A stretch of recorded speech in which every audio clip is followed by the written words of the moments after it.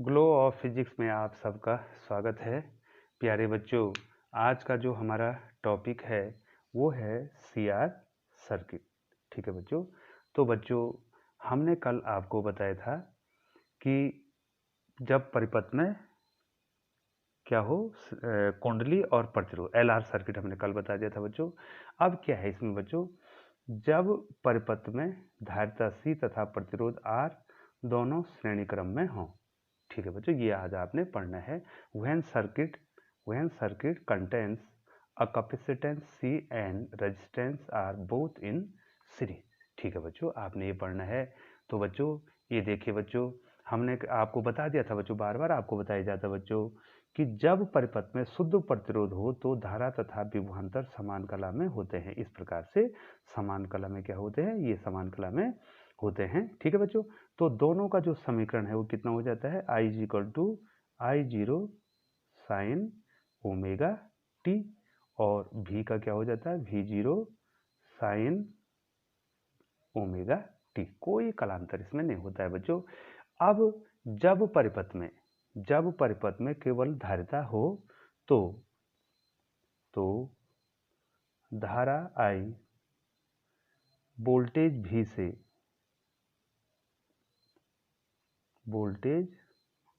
V से 90 degree अग्रगामी होती है। अगर धारा 90 डिग्री अग्रगामी होगी तो वोल्टेज क्या होगा बच्चों, पश्चगामी होगा बच्चों। तो इसको ऐसे लिख सकते हैं बच्चों, वोल्टेज धारा 90 डिग्री आगे है या वोल्टेज पीछे, बात वही तो बच्चों।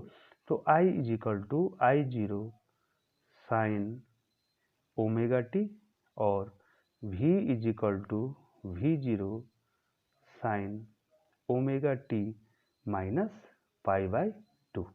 ठीक है बच्चों। अब जो है बच्चों, इसको हमने कैसे दिखाना है बच्चों, पहले मैं आपको वही बताता रहता हूँ बार बार। तो बच्चों धारा को जो है हमने इधर ही दिखाना है बच्चों। ये देखिए, इधर मैंने धारा को दिखा दिया बच्चों, ये देखिए। और इधर को जो है हम क्या दिखाएंगे बच्चों, इसका वोल्टेज दिखा देंगे। ये बच्चों इधर देखिए, इधर को हमने वोल्टेज दिखा दिया, इसके सिरों का वोल्टेज कितना है, Vc। तो धारा कितनी आगे है बच्चों, इससे पाई बाई 2 कलांतर में आगे है बच्चों। ठीक है बच्चों।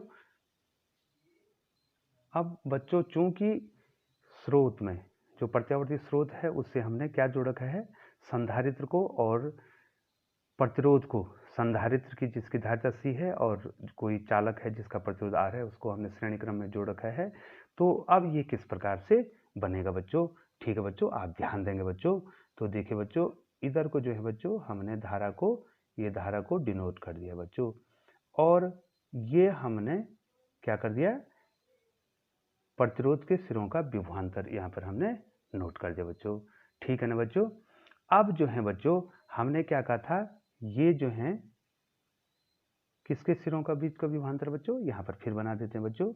ये देखिए बच्चों, ये जो है प्रत्यावर्ती स्रोत है, और इस प्रत्यावर्ती स्रोत से हमने क्या जोड़ रखा है बच्चों, एक संधारित्र जोड़ रखा है, और एक क्या जोड़ रखा है, प्रतिरोध जोड़ रखा है बच्चों। इस प्रकार से ये देखिए, स्रोत का जो वोल्टेज है विभवांतर है V0 साइन ओमेगा टी है। ठीक है बच्चों। तो इसके सिरों का विभवांतर कितना है, Vc। ये देखिए, और इसके सिरों का विभवांतर कितना बच्चों, VR है बच्चों। अब इसमें जो केवल ओम प्रतिरोध है उसमें धारा और विभवांतर समान कला में होते हैं, और जो धारिता वाला परिपथ होता है उसमें धारा अग्रगामी होती है। धारा तो मैंने यहाँ दिखा दिया, तो इधर को मैं क्या दिखा दूंगा बच्चों, वोल्टेज को मैं यहाँ पे दिखा दूंगा बच्चों। ठीक है बच्चों, हमने इसको वोल्टेज को दिखा दिया। कितना कलांतर है बच्चों, कितना कलांतर है यहाँ पे, पाई बाई 2 का कलांतर है बच्चों। अब जो परिणामी होगा, जो इनका इन दोनों का VR और VC का जो परिणामी होगा बच्चों, तो इस प्रकार से बच्चों आप दिखा सकते हैं। इसका जो परिणामी होगा, ये देखिए आपने इसको दिखा दिया V। ठीक है बच्चों, इसको क्या दिखा दिया बच्चों, आपने V दिखा दिया। और ये जो है कितना कलांतर है परिणामी वोल्टेज का, V। और ये पूरा एंगल कितना है बच्चों, ये पूरा एंगल कितना है, पाई बाई 2।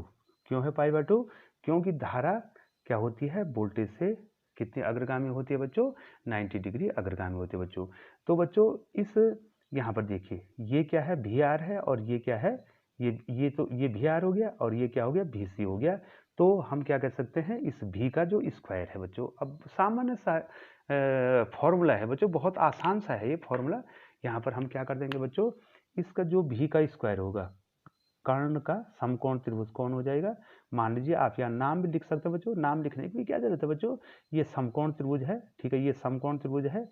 इसके लिए ये देखो, अगर ये भी सी होगा तो ये भी क्या होगा बच्चों, ये भी सी होगा, और ये क्या है, वी आर है।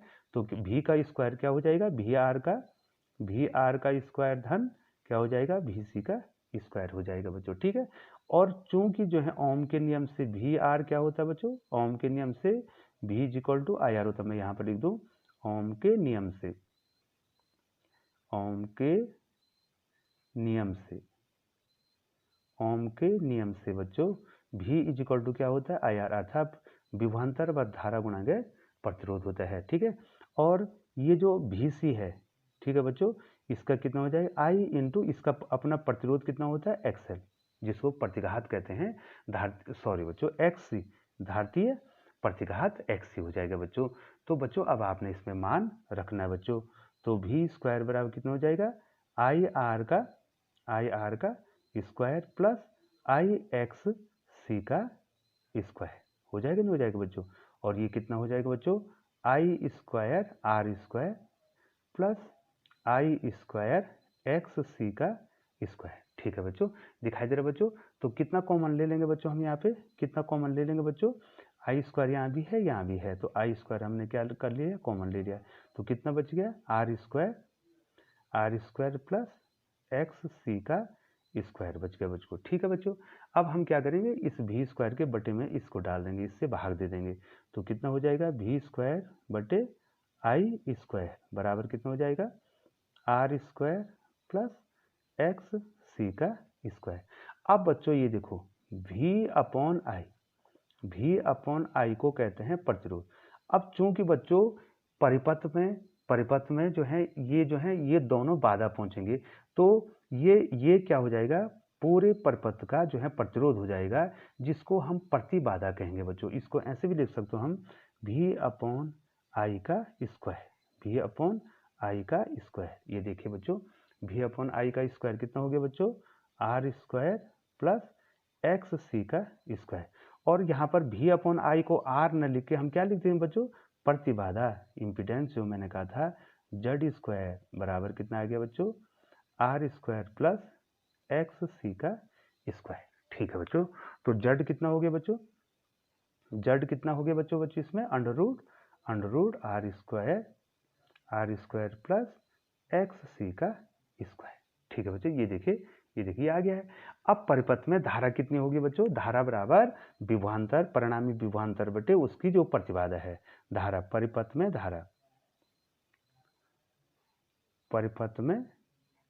धारा, तो बताओ बच्चों परिपथ में धारा कितनी हो जाएगी, आई बराबर कितना हो जाएगा बच्चों, v अपॉन जेड। ये v क्या है, परिणामी विभवांतर है बच्चों, v अपॉन जेड हो जाएगा।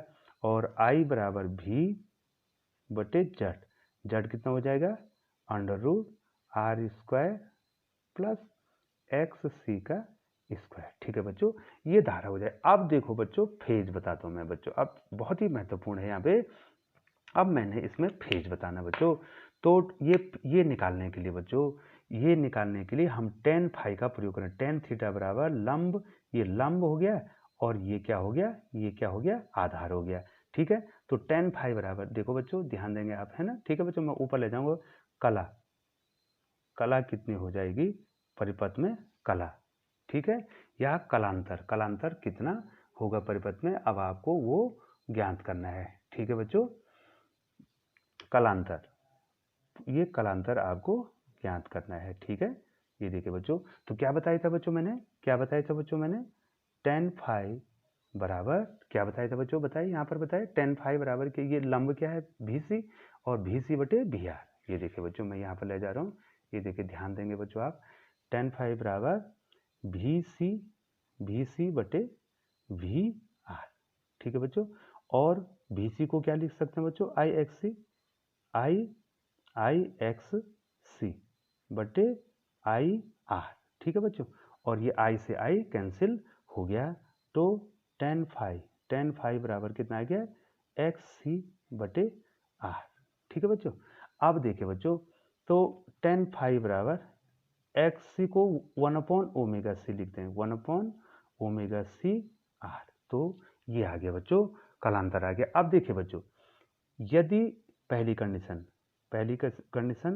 यदि आर बराबर 0 है, ठीक है बच्चों, अर्थात ओमीय प्रतिरोध ही नहीं है, तो क्या हो जाएगा बच्चों, ये जब 0 होगा तो किसी के बटे 0 कितना हो जाएगा, टेन फाई बराबर 1/0, दैट इज क्या हो जाएगा, अनंत। और अनंत किसका मान होता है बच्चों, तो टेन फाई बराबर 1090 डिग्री। ठीक है, टेन फाई बराबर 1090 डिग्री, क्योंकि अनंत तो 90 डिग्री का मान होता है। तो फाई कितना आ गया बच्चों, फाई कितना आ गया, 90 डिग्री माने पाई/2। ठीक है, तो ये पहले ही बता दिया बच्चों, यदि परपथ में ओमीय प्रतिरोध नहीं है तो क्या होगा, अगर केवल धारिता होगी तो वोल्टेज और धारा के बीच कितने का कालांतर होगा बच्चों, 90 डिग्री का कालांतर होगा। और वो जो है वो कालांतर में क्या होगा बच्चों, धारा जो है वोल्टेज से क्या होगी, अग्रगामी होगी बच्चों। और बच्चों देखिए, अब आप ज्ञात कर सकते हैं, और यदि जो है ये एक्स सी 0 है, ये देखो बच्चों, यदि जो है ये देखो, अगर ये 0 हो जाएगा, ये ओमेगा सी 1/ओमेगा सी मान एक्स सी है, ये 0 हो जाएगा, तो कितना हो जाएगा, टेन फाई 0 हो जाएगा। ठीक है बच्चों, टेन फाई 0 हो जाएगा तो फाई कितना 0 हो जाएगा। अर्थात अगर जो है इसमें संधारित्र नहीं होगा तो क्या होगा, केवल प्रतिरोध होगा, तो धारा और प्रतिरोध में कोई कालांतर, धारा और वोल्टेज में कोई कालांतर नहीं होगा बच्चों। तो बच्चों ये है आपका कौन सा परिपथ बच्चों, ये आ गया आपका सी आर परिपथ। ठीक है बच्चों, बहुत बहुत धन्यवाद बच्चों।